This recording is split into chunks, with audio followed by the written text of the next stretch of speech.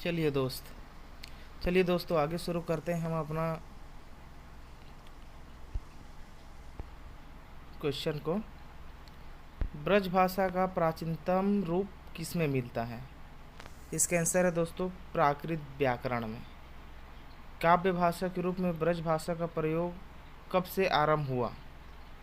तो ब्रज भाषा का जो प्रयोग है दोस्तों 16वीं शताब्दी से आरंभ होता है। डॉक्टर धीरेन्द्र वर्मा ने निम्नलिखित में किसे ब्रज की उपबोली माना है? तो ये है तुम्हारा दोस्तों कन्नौजी। ब्रज की उपबोली है कन्नौजी। अगला है दोस्तों, निम्नलिखित में से किसे ब्रज भाषा का जड़िया कहा जाता है? तो ये इसका उत्तर है दोस्तों नंददास। ये इम्पोर्टेंट क्वेश्चन भी है दोस्तों। अगला है, ब्रज भाषा के हु अव्यय का अर्थ है। हु अव्यय का अर्थ होगा भी। ऐसा क्वेश्चन आता है दोस्तों।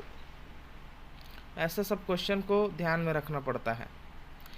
अगला क्वेश्चन है, ब्रज भाषा में हुतो क्रिया रूप किस कल को व्यक्त करता है?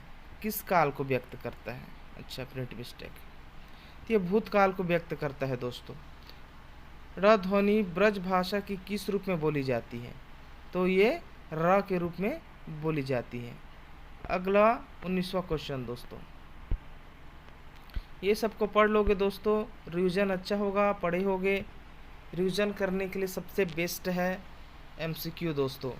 इसको बस एक बार देखते जाइए, सुनते जाइए। मैं पढ़ रहा हूँ, आंसर बता रहा हूँ, बस आप सुनते जाइए और उसको रिकॉल करते जाइए दोस्तों। ठीक। 19वां क्वेश्चन दोस्तों, ब्रज भाषा में रावरो संबोधन का प्रयोग सर्वनाम की किस रूप में होता है? तो ये है दोस्तों तो आदरवाचक। निम्नलिखित में किससे ब्रज भाषा का संबंध है? ब्रज भाषा का संबंध पिंगल से है दोस्तों। अगला क्वेश्चन है दोस्तों, किसने नाथ सिद्ध और जैन संप्रदायों की रचना की काव्य भाषा को पुरानी हिंदी कहा है? तो ये आचार्य रामचंद्र शुक्ल ने कहा है। खड़ी बोली का मूल संबंध किस प्राचीन जनपद से है? तो है उत्तर कुरु जनपद से। खड़ी बोली कुरु जनपद। अगला है दोस्तों, खड़ी बोली को साधु हिंदी किसने कहा है? मोस्ट इम्पॉर्टेंट है दोस्तों, साधु हिंदी खड़ी बोली को सुनीति कुमार चटर्जी जी ने कहा है। ऐसा क्वेश्चन पूछा जाता है दोस्तों। ऐसा क्वेश्चन को बार बार पढ़ा जाना चाहिए। खड़ी बोली के लिए मूर्ज नाम का प्रयोग किसने किया है? मूर्ज नाम, खड़ी बोली के लिए मूर्ज नाम। तो ये है एंग्लो इंडियन ने कहा है। राहुल सांकृत्यायन ने खड़ी बोली को क्या कहा है? कौरवी। इंपॉर्टेंट है दोस्तों, ये मोस्ट इम्पॉर्टेंट है, टिक लगा हुआ है। कौरवी, खड़ी बोली को कौरवी किसने कहा है? राहुल सांकृत्यायन जी ने कहा है। हम अगला क्वेश्चन में आते हैं दोस्तों। खड़ी बोली नाम इसलिए प्रचलित हुआ क्योंकि, मतलब खड़ी बोली नाम क्यों प्रचलित हुआ? इसको ध्वनि विन्यास कर्कश है, इसलिए लोग इसको खड़ी बोली कहते हैं। आंसर सी सही है। चलिए ठीक। अगला, यह जमाने का फेर है कि जो भाषा थी वह बोली बनकर रह गई और जो बोली थी वह भाषा बन बैठी। इस कथन में किन दो बोलियों के बारे में कहा गया है? मोस्ट इम्पोर्टेंट है दोस्तों। आंसर है बी, क्योंकि इसमें ब्रज को भाषा बोला जाता है जबकि खड़ी बोली में बोली जुड़ा हुआ है। ठीक है दोस्तों।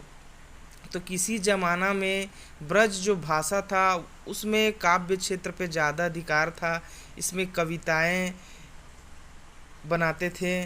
जबकि खड़ी बोली एक ज़माने में बोली थी, लेकिन बाद में ब्रज भाषा एक बोली बनकर रह गई, जबकि खड़ी बोली आपकी साहित्यिक भाषा बन गई।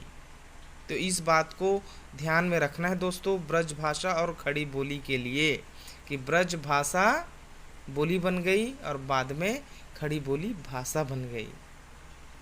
ठीक है दोस्तों। खड़ी बोली का मैं सर्वनाम ब्रज भाषा में किस रूप में प्रयुक्त होता है? तो खड़ी बोली में मैं बोलते हैं तो ब्रज भाषा में हाँ, मतलब जैसे मैं जाता हूँ खड़ी बोली में, तो ब्रज भाषा में जैसे क्या होगा, हाँ हाँ जाता हूँ, इस टाइप का समझिए। अगला क्वेश्चन है दोस्तों, खड़ी बोली के लिए प्रचलित शब्द ठेठ बोली, खरी बोली, सूखी बोली, साधु हिंदी निम्नलिखित में किसका बोध कराते हैं? ये है गुड़ का बोध कराते हैं दोस्तों। इम्पोर्टेंट है, सबको भी याद रखना। खड़ी बोली के लिए प्रचलित शब्द है ये, खड़ी बोली से संबंधित है, मतलब सीधा ठेठ बोली, खरी बोली, सूखी बोली, साधु हिंदी, ये सब खड़ी बोली से संबंधित हैं। अगला क्वेश्चन है दोस्तों, निम्नलिखित में किसका संबंध खड़ी बोली के प्राचीनतम प्रयोग से है? तो इसका उत्तर होगा दोस्तों डी, उपयुक्त सभी। राम प्रसाद निरंजनी, स्वामी प्राणनाथ, अमीर खुसरो, सब खड़ी बोली का इन लोग प्रयोग किए हैं, उस चीज़ को बढ़ावा दिए हैं। अब अगला क्वेश्चन है दोस्तों, निम्नलिखित में कौन से खड़ी बोली के 3 प्रमुख भेद या शैलियाँ हैं? इसका उत्तर है दोस्तों हिंदी, उर्दू, हिंदुस्तानी, ये खड़ी बोली के अंतर्गत आता है। बोली और रचना में कौन विषम संयोजन है? बोली और रचना में अवधी बोली का रचना पद्मावत, ब्रज विनय पत्रिका, खड़ी बोली नासिकेतोपाध्याय और मैथिली का कीर्तिलता। तो इसका आंसर होगा दोस्तों मैथिली कीर्तिलता। अगला क्वेश्चन दोस्तों देखते हैं, खड़ी बोली को वर्नाकुलर हिंदी किसने कहा? जॉर्ज ग्रियर्सन ने कहा है। किसने खड़ी बोली को विशुद्ध ग्रामीण ठेठ बोली कहा है? गार्षा दत्ताशी ने कहा है। ये सब इम्पोर्टेंट क्वेश्चन है दोस्तों, ये सब एग्जाम में आता है दोस्तों, और हम ज़्यादा पढ़ने, डीपली पढ़ने के चक्कर में बहुत घुस जाते हैं और ऐसी क्वेश्चन सब गलत हो जाता है दोस्तों। तो ये सब बार बार सुनते रहिए, रिवाइज करते रहिए, ताकि एग्ज़ाम में आए तो गलत ना हो। खड़ी बोली क्या है? आकारान, आकारान, ऑप्शन बी। इसमें आ ज़्यादा जुड़ा रहता है दोस्तों, खड़ी बोली में आ। यामिनी भाषा किसे कहते हैं? यह किसे कहा गया है? उर्दू को कहा गया है। ये सब पूछा गया है, क्वेश्चन है दोस्तों।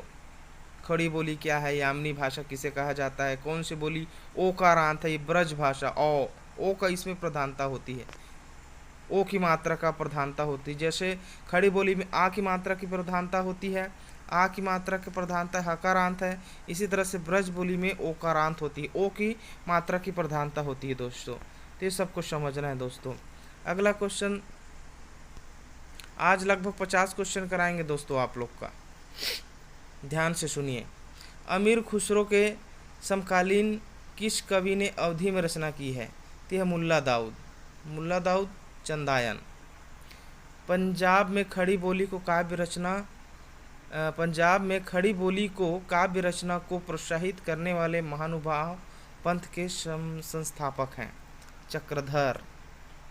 ये महानुभाव पंथ याद रखिएगा पंजाब में दोस्तों, चक्रधर, ये खड़ी बोली से संबंधित है। चलन क्रिया किस बोली की है? चलन क्रिया अवधी।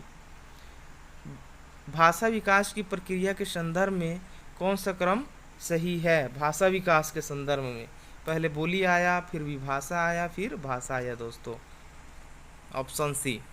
प्रत्येक मानक भाषा का प्रारंभिक रूप उसकी खालिस्तान में ही निहित होता है, कथन में रिक्त स्थान की पूर्ति के लिए सही विकल्प चुनिए। प्रत्येक मानक भाषा का प्रारंभिक रूप में उसकी बोली होती है, प्रारंभिक रूप बोली ही है दोस्तों। अगला क्वेश्चन है, भाषा और बोली में प्रायः वही संबंध है जो पहाड़ और पहाड़ी में है, यह कथन किसका है? जॉर्ज ग्रियर्सन का। ये इंपॉर्टेंट है दोस्तों, याद रखिएगा। भाषा और बोली में प्रायः वही संबंध है जो पहाड़ और पहाड़ी में है, यह कथन किसका है? जॉर्ज ग्रियर्सन जी का है। बहुत इंपॉर्टेंट क्वेश्चन है दोस्तों, क्वेश्चन का लेवल बहुत हाई है, इसमें कोई डाउट नहीं है दोस्तों, इसको बिंदास होकर पढ़िए एक बार, कम से कम एक बार तो सुनिए ही सुनिए।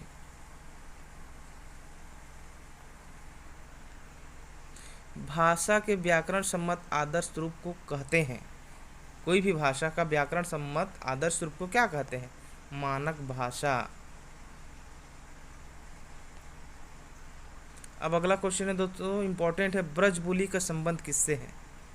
ब्रजबुली, ब्रज लगा हुआ है तो ऐसा लगता है कि ब्रज भाषा से इसका संबंध होगा, लेकिन ये ब्रज भाषा क्षेत्र से नहीं है, ये बंगला क्षेत्र से संबंध है, बंगला से संबंध है दोस्तों। ब्रजबुली बंगला से, ऑप्शन सी। संविधान सभा में हिंदी को राजभाषा बनाने का प्रस्ताव किसने रखा था? गोपाल स्वामी आयंगार इसका आंसर है दोस्तों। तुर्क हिंदुस्तानियम मन हिंदवी योगम जवान, यह पंक्ति किसकी है? यह है अमीर खुसरो जी की। तुर्क हिंदुस्तानियम मन हिंदवी गोयम जवान, सॉरी। अगला क्वेश्चन है दोस्तों, आदि अंत जस गाथा है, लिखी भाषा चौपाई का है, पंक्ति में भाषा शब्द का तात्पर्य किससे है? अवधि से है। अगला क्वेश्चन है दोस्तों, ये मोस्ट इम्पॉर्टेंट क्वेश्चन है दोस्तों, ये एग्जाम में आया हुआ क्वेश्चन है दोस्तों। हिंदू मग पर पाँव न राखो, का जो बहुत हिंदी भाखो, नूर मोहम्मद जी का है, नूर मोहम्मद जी का है, बहुत इम्पोर्टेंट था दोस्तों। अब अगला क्वेश्चन देखते हैं दोस्तों, उर्दू को यामनी भाषा किसने कहा? हाँ, उर्दू तो यामनी भाषा है, लेकिन उसे किसने कहा है? लल्लू लाल जी ने कहा है उर्दू को यामनी भाषा।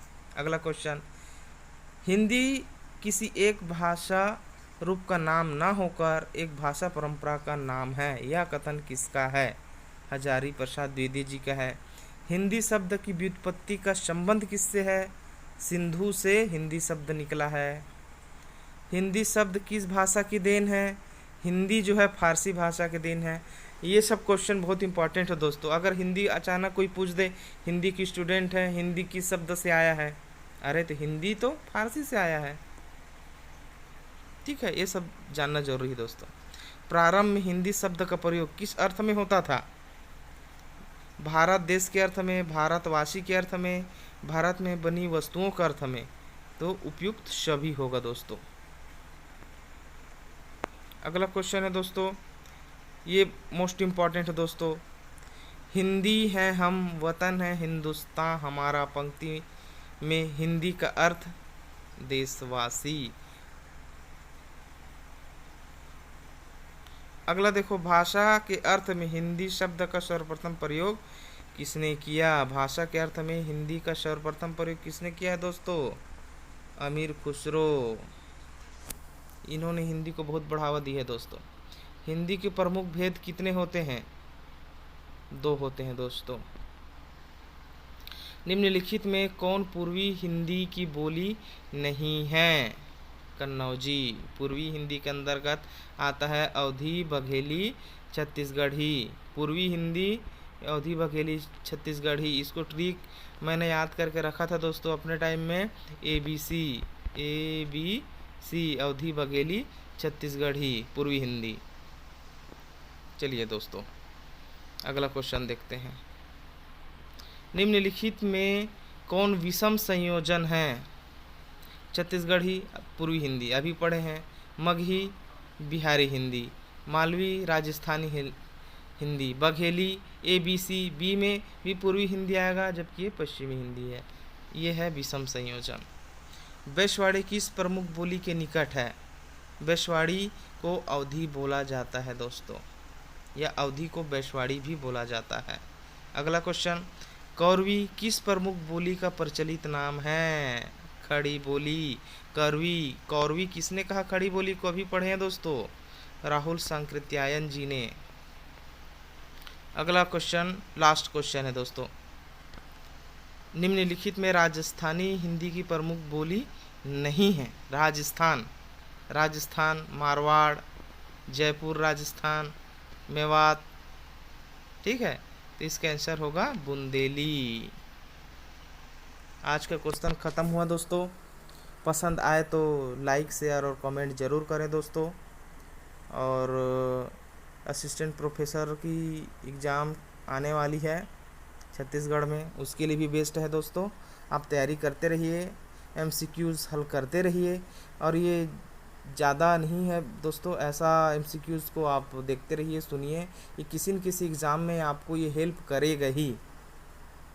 और इसी के साथ मैं आपका धन्यवाद करता हूँ दोस्तों।